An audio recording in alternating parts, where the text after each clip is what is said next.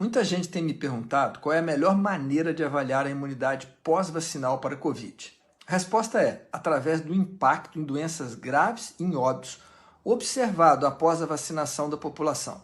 Hoje já temos milhões de pessoas vacinadas no Brasil e no mundo e o acompanhamento dessas pessoas nos permite definir que as vacinas promovem o desenvolvimento de imunidade contra a doença na grande maioria dos casos, protegendo principalmente contra as formas graves.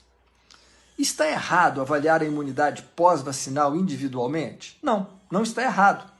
É um desejo compreensível e estimulado por indústrias que produzem testes para isso e por redes de laboratório que propagandeiam e oferecem tais testes para a população. Diante desse quadro, é muito importante que você saiba quais testes existem para esse tipo de avaliação e quais são as suas limitações. Antes disso, no entanto, é preciso saber duas coisas. Enquanto a imunidade contra a doença produzida pela vacina tem dois componentes, um humoral e um celular, o componente celular não será medido pelos testes existentes que se baseiam apenas na resposta humoral relacionada à produção de anticorpos. 2. O alvo imunogênico de todas as vacinas produzidas contra a Covid é a proteína S do vírus. A proteína S é a que fica na superfície do vírus e é a responsável pela entrada deles nas células do indivíduo. Tendo feito essas duas considerações, é fundamental esclarecer que os testes usados para avaliar se a pessoa teve Covid, conhecidos como testes de IgM e IgG, não servem para avaliar a resposta vacinal porque não são direcionados à proteína S, mas a outro componente viral que é a proteína N. Essa proteína N não está contemplada nas vacinas. Os testes que têm a capacidade de avaliar a resposta imunológica vacinal são chamados de testes de anticorpos neutralizantes, ainda que não dosem diretamente os anticorpos neutralizantes.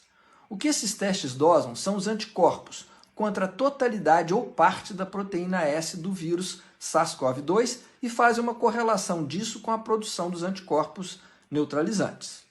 Vamos pensar na proteína S como sendo um dedo que vai apertar um interruptor que inicia o processo da doença. Alguns desses testes de anticorpos neutralizantes pesquisam a produção de anticorpos contra uma parte da proteína S, a ponta do dedo, chamada de RBD, Receptor Binding Domain. Os testes contra o RBD são expressos em termos de reagentes ou não reagentes, usando um ponto de corte arbitrário e um valor em unidades que daria uma ideia quantitativa. Outro teste desse tipo mede a produção de anticorpos contra a totalidade da proteína S, formada pelo RDB, proteína S1 e S2, sendo assim mais sensível em detectar a resposta de produção de anticorpos pós-vacina ou pós-doença.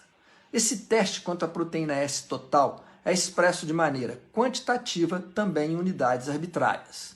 No Brasil, um grupo de pesquisadores liderados pelo Dr. Fernando Kreutz em Porto Alegre desenvolveu um teste desse tipo.